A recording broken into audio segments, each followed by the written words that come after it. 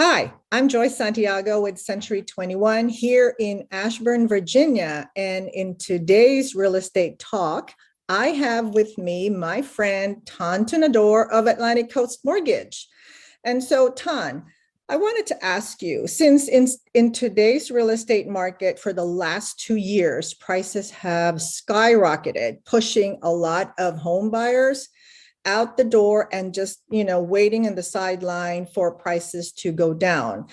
It is my understanding that prices are still going to continue to rise, and so will interest rates. And so I encourage them to proceed with their intent to purchase, but more importantly, to talk to the loan officer first, because you have the latest scoop in terms of loan programs that could fit their needs. And I know there are increase in loan limits, and just I want to know what your take is on that. So what are you seeing today? Joyce, 100%. I mean, this past year and a half has been crazy, no doubt. A lot of good things, but it's also has, as you mentioned, become a little bit more difficult for some people to reach those escalating prices. So there is good news out there, some excellent news, actually.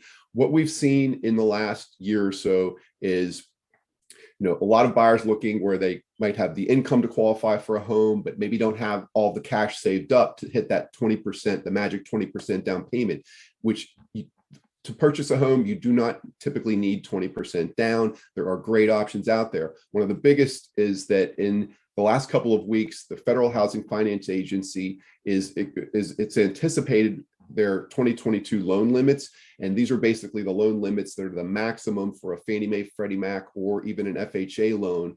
And it's going to be great. Like the DC metro area is considered a high cost area. So we have that upper loan limit, which for this past year has been $822,375. We're looking at an increase up to $937,500 for a Fannie Mae, Freddie Mac loan, and assuming it's FHA will follow suit. Now, what does that mean? If it's okay, I'd love to do a screen share and kind of show you some examples. Oh, please do. Yeah, that would help everybody.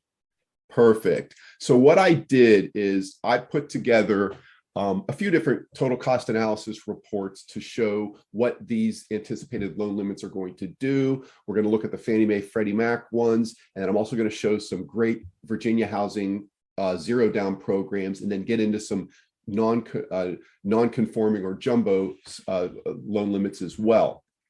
So when we take a look at the Fannie Mae, previously the maximum loan limit was $822,000. It is anticipated to go up to $937,500. Well, what does that mean? That means that with a 5% down payment, a $937,000 loan amount, a home buyer can go up to a $986,000 purchase price with cash to close as little as around $72,000. Okay. With 10% down payment, that takes the sales price all the way up to $1,041,000, cash to close about $128,000. 15% up to $1.1 million, cash to close of about $190,000, and all these numbers are assuming Loudoun County transfer taxes, closing costs, etc. And with 20% down, all the way up to $1.171 million, with about a $260,000 cash to close, which is down payment and closing costs.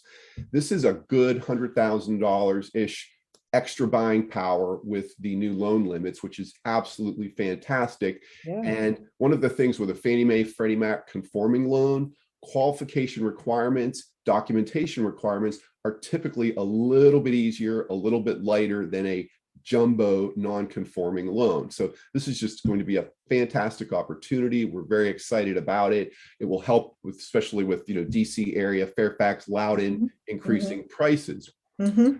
Another example is showing the Virginia Housing Program, which I know you're extremely familiar with. It's the Virginia State Housing Finance Agency, and they have got great zero down programs, grants available. They also have programs where you can purchase or you can borrow up to 101.5% of the sales price, meaning you can also finance some of your closing costs. In this example, what we're looking at is four different scenarios of a $400,000 purchase price, the various loan amounts. So for instance, the Virginia Housing Conventional Plus loan lets you borrow 101.5%. So $400,000 house, you see the loan amount is higher.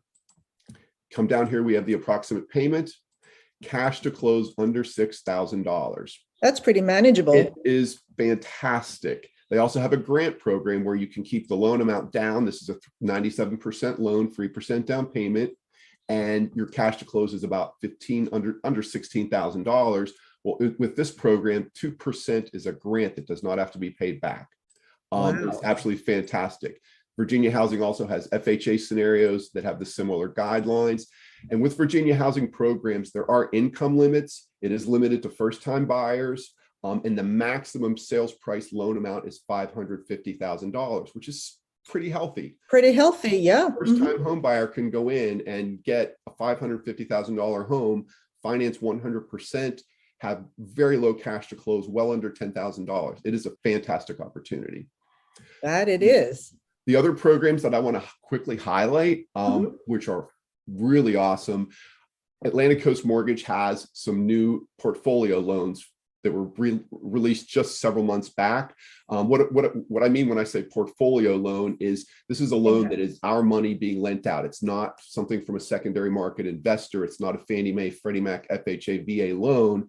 And with these, we've got a little more latitude. We can do 5% down purchase price or a loan up to $1 million loan amount. So that makes the purchase price $1,052,000, 5% down. So we've got the estimated payment, estimated cash to close. We can go 10% down up to a $1.5 million sales price. So it's a 1.667 purchase price. And we can do 15% down up to a $2 million loan amount. So a 2.352 million sales price, 15% down. You can see the cash to close is just under $400,000. And with the portfolio program, we have a little more leeway in that we have no acreage maximum or minimum. So for instance, if it's a 50-acre property in Western Loudoun County, that'll work as long as it appraises. And we also can consider working farms on a case-by-case basis, meaning if it is a winery and there's a business there, normally that automatically goes to a commercial loan. But with this program, as long as it's still the principal residence also, meaning that the homeowner lives there, we can do a regular residential loan. About 3 months ago now, I think it is, I did a cash out refinance on a working horse farm in Berryville. The homeowners were looking to do a refinance to pull equity out, and they were sent to a certain credit union that specializes in horse properties. Fantastic, but market rates were about 1% to 1.5% above a normal conforming loan. And the reason other lenders really couldn't touch it is because it had a working business going on. They were raising horses, lessons, and doing stable rentals. With this program, we were able to treat it as a regular non-conforming conventional loan, cash out, market rate. So these are just all fantastic options. This program, which I know, Joyce, I know you're very familiar with, this is called a total cost analysis. It is just a fantastic tool that we use at Atlantic Coast on all of our loans, whether it's a purchase or a refinance, because it's a great way to look at different programs side by side and compare them. It's pretty in depth. I know you've seen this before. Absolutely. It's one of the better programs that I've seen. It just, highlights the monies that the borrower needs to bring to settlement. And it also gives you a side-by-side, like you said, comparison of which program might fit your needs best. Definitely. And so, Joyce, you know this. Anytime you've got someone you're working with, first thing you do is ask me, send them a total cost analysis. Can you work with numbers? And I'm happy to do it for different properties, different loan scenarios. It is very in depth, very quickly. If we go to more info, we have a payment breakdown. Closing costs gives us a closing cost summary. The fee detail links at the bottom show us a line by line itemization of estimated fees. And even more powerful, it looks at the different options and compares the cost over time. So this is something that I would never want to send somebody 3 PDFs and say, pick one. Instead, this is a very interactive tool that we use to be able to go through different financing scenarios and find the best loan option for you. Absolutely. And it highlights everything from the interest rate to the terms to the program, whether it's 5%, 10%. it's all spelled out there. Yep. Nothing left to chance. And of course, could that change? Well, of course, depending on the interest rate, right? Definitely. So, and this is a great way for us to all keep in tune with what rates are when someone is house shopping. I always tell them, don't hesitate to reach out for updates. If there's any big updates, I'll let you know, because obviously, as we know, interest rates can and do change daily, and they are tied to a certain loan program, down payment amount, and FICO score, credit score, which is very important. I'm going to go ahead and turn off the screen share here, Joyce. And I'm Okay. talking to, as usual, I'm talking too much. No. It's all very informative, Ton. So thank you for that. But I wanted to ask you, what would be the situation wherein a buyer would be pushed from the regular financing programs that you have to an in-house? Well, so for instance, the portfolio that I mentioned, the in-house program, first of all of our loans are in-house in that we do our own processing and underwriting, and we fund the loans. We're not a mortgage broker, we're a lender. So our money goes to the settlement table. The difference is that if it's a Fannie Mae, Freddie Mac loan, FHA loan, even some of the jumbo loans, most of our loans we do sell on the secondary market, and that's pretty typical with every mortgage lender out there. Right. Those programs, whether it's a specific jumbo investor or it's a Fannie Mae loan or an FHA loan or a VA loan, which we love VA loans, the underwriting guidelines are in a box and it is what it is. And most people, 90+%, are going to qualify for whichever scenario is the best one for them.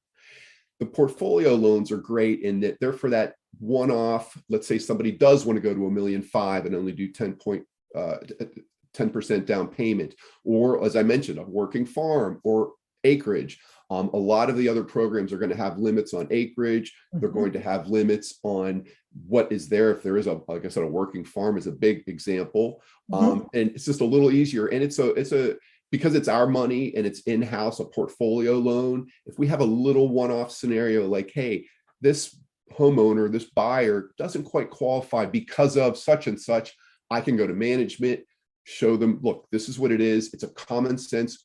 It makes sense. It's a common sense, good loan. We've got good credit, income, etc. But we don't match the agency guidelines because of such and such, whatever it might be. Could be the horse facility or whatever else. Can we do this? And we can do exceptions. And if it makes sense, we can do it. Well, that's all good information. Gee, I wish I had more time. So may I have you again on my show? I'd love to be on your show again, Joyce. Definitely. Awesome. Well, we have lots to talk about, and I guess I will see you hopefully very, very soon. Definitely. Thank you much. Let's try to do this on a monthly basis, and I am excited to having you again on my show. And again, thank you so much for today, Ton. Joyce, thank you too. Have a great Friday and a great weekend. You do the same. To everybody, thank you so much for watching, and I hope to see you again next week for another Real Estate Talk with Joyce. Bye, everyone.